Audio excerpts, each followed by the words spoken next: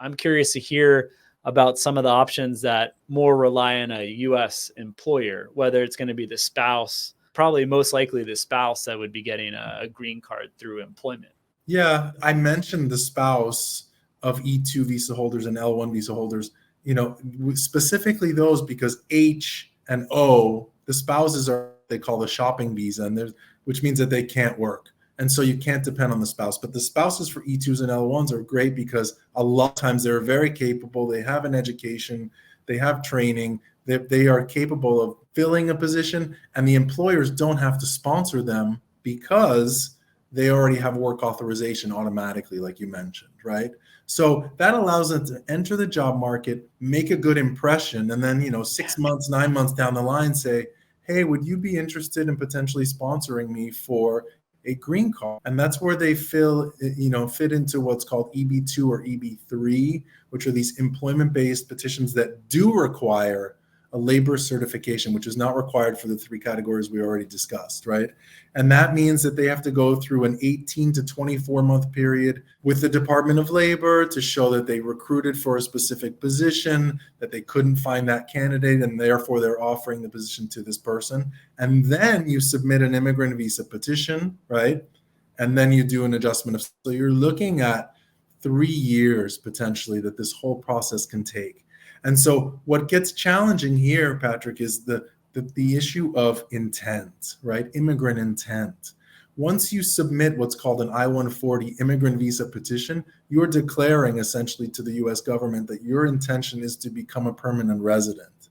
So when we get really into the weeds here with our clients, we have to figure out the timing of these petitions.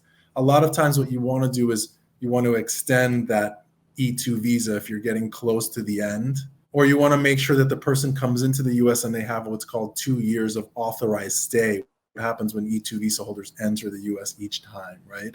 Because you could get stuck in a position where you might not get to the adjustment of status phase in time.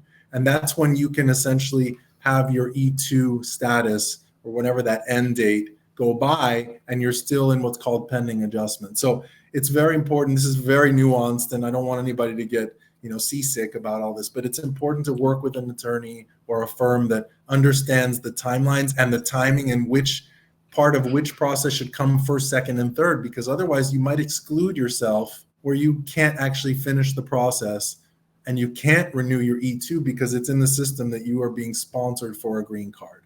And what do you see like on the perm, the later certificate side? Because like 2018, 17, it was more like 6 to 12 months. Yes. And now it's ballooned. Do you think it's going to come down? Have you heard anything?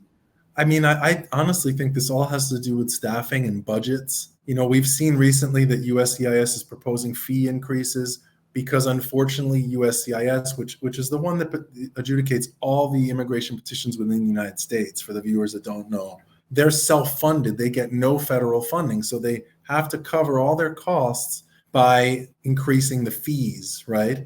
And we're so backlogged on so many different categories of cases that they would have to raise a lot of money. And unfortunately, the fee hikes are coming and they're going to be 20, 25%, which is very painful for people. Yeah. I mean, I sponsored my wife and it was a lot of money where, I had to pay as an American citizen. Right. And it's only going to get worse. And you're right. It's family-based cases. It's every kind of case. The problem with that is that the Department of Labor is the one that adjudicates the different phases of the labor certification, including what's called the prevailing wage determination. That is now taking something like 7 to 9 months when it used to take 2 or 3 months. And that's what's causing the entire process to get backed up. So you have to understand that while that entire labor certification process is happening from start to finish, which like I said, is we're averaging 18 to 24 months, you need to make sure where you are with your E2, O1, H-1B or whatever visa you've got, that you're keeping those up to date, you're renewing, you're extending as much as you can. Because once you submit that I-140, it's going to be very difficult after that. System.